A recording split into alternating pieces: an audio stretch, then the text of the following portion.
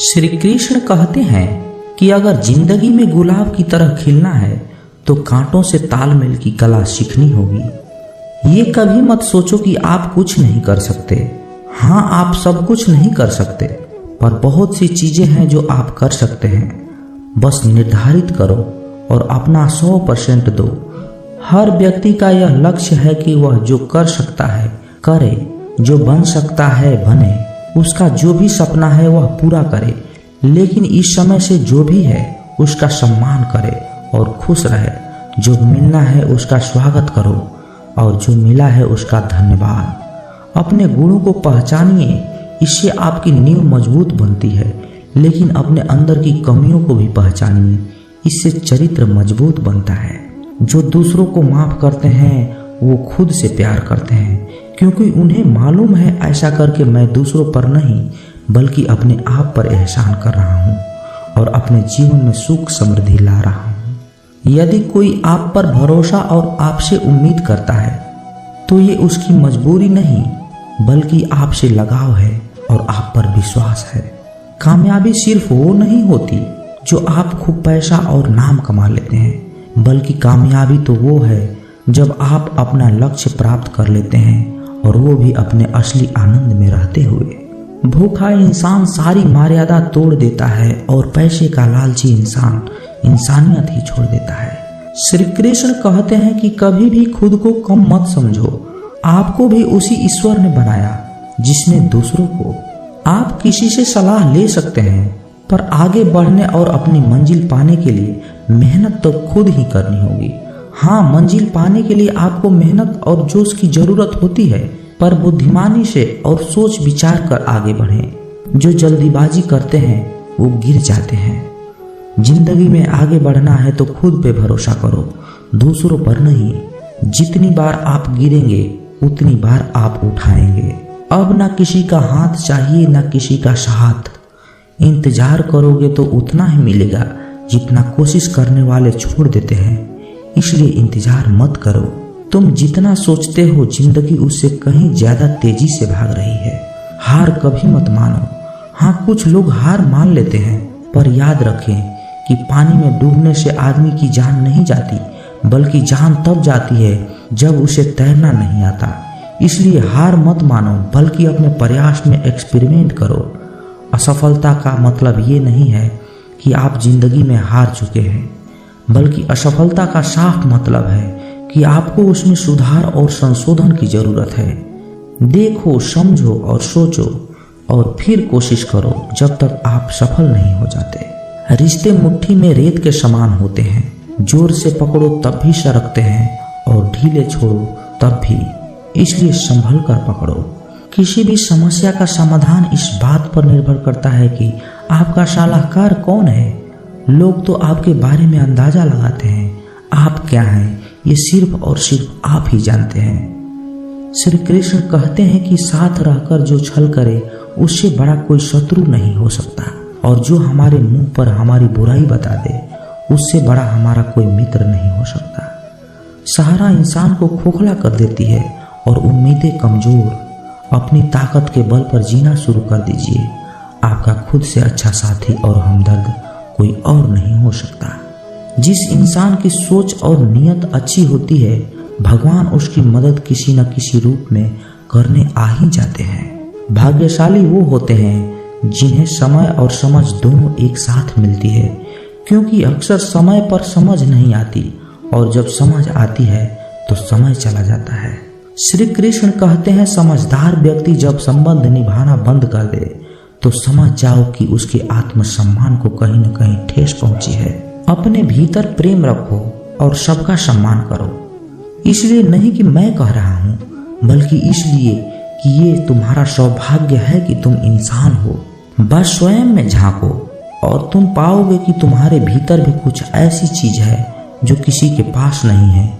इसलिए इस धरातल पर जन्मा हर व्यक्ति बहुमूल्य है।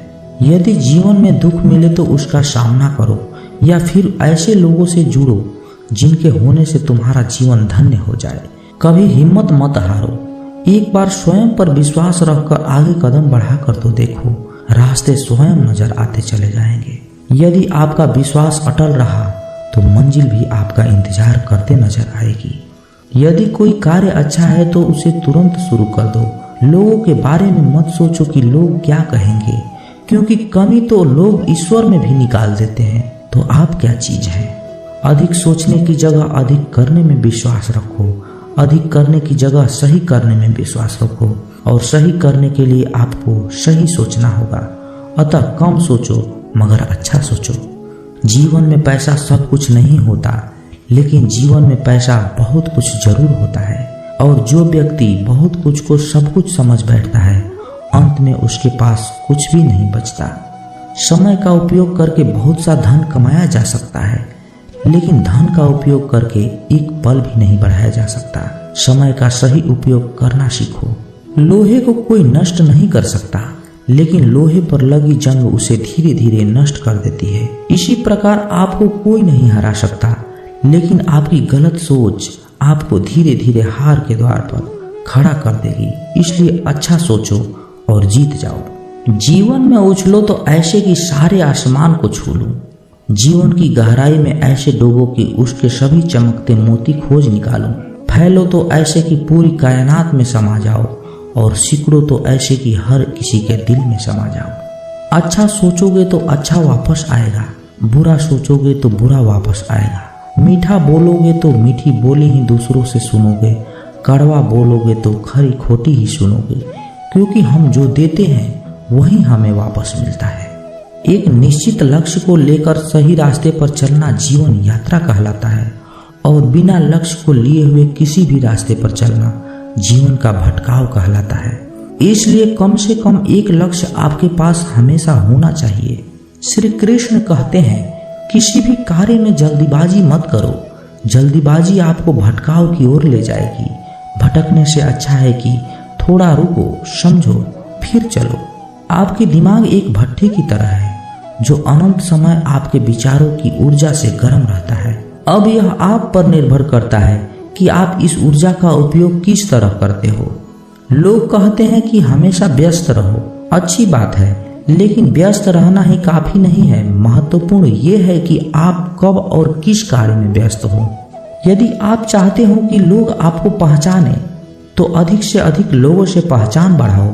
यदि आप चाहते हो कि लोग आपकी बात माने, तो लोगों के दिलों में जगह बनाओ। और यदि आप चाहते हो कि लोग आपको हमेशा याद रखें, तो कलम उठाओ और कुछ नए विचार लिख डालो। अगर आप अच्छे कार्य करते हो तो दूसरों के सामने अपनी तारीफ कभी मत करो, क्योंकि यदि आपके कार्य वास्तव में अच्छे हैं तो आपके अच्छे कार्य ही सबको बता देंगे कि आप कैसे हो।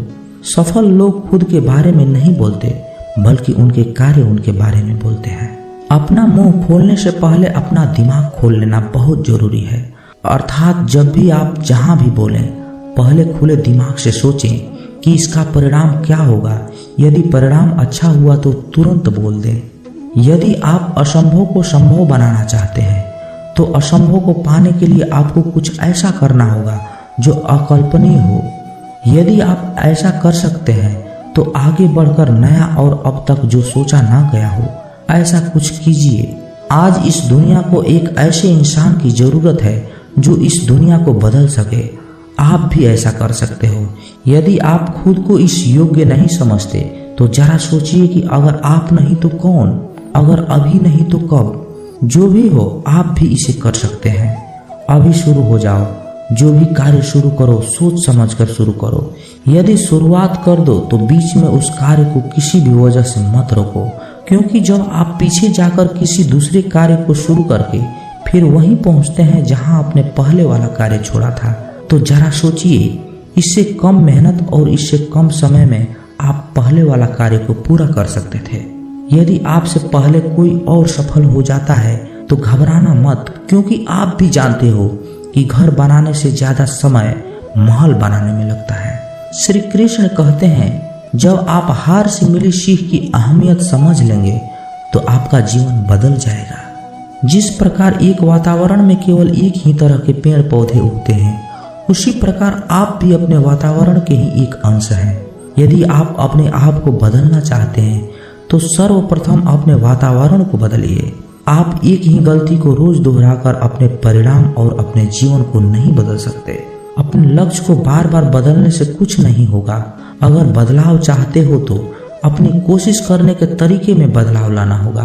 परिवर्तन प्रकृति का नियम है, इसे स्वीकार करें एवं इस परिवर्तित जीवन का आनंद लेना प्रारंभ करें। श्री कृष्ण कहते हैं कि आप किसी भी चीज को लेकर चिंता करना छोड़ दीजिए, क्योंकि हमारी चिंता कोई और कर रहा है।